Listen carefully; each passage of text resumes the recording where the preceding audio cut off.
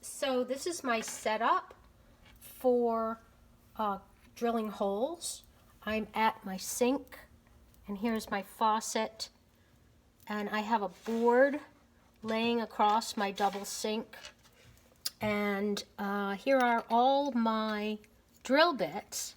They're all diamond hollow bits and different sizes. So I'm going to look at my drawing that I have on my streaky black that I've made it's hard to see against the background, but I've made the size, and I'm going to get as close to that size as possible with my bit. So it looks like it's this one.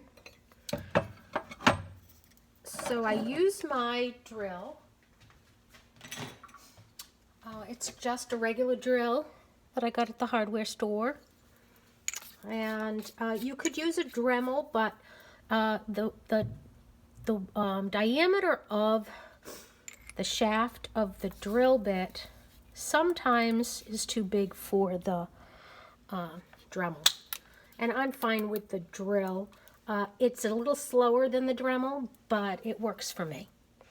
So I make sure I position it so that the water, when I turn the water on, it goes across my hole, where I want my hole, and there is my outline. And what I'm going to do is I'm going to hold my drill at an angle, and I kind of hold it with my thumb and hold the glass with the rest of my hand, and I guide it at the edge,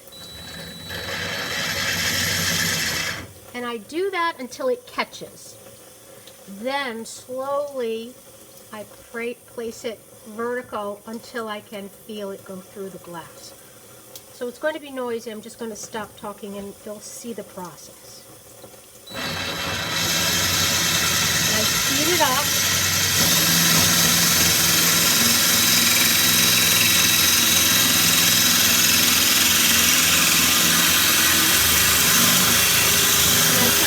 It around.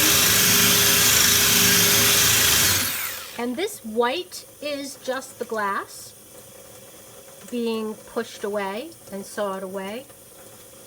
So if you skip, sometimes if you don't catch it and you go up too fast, up straight, it will skip. That's okay with this project, mainly because we're going to be putting it back in the kiln, and that scratch will heal during the full fuse. So here I go.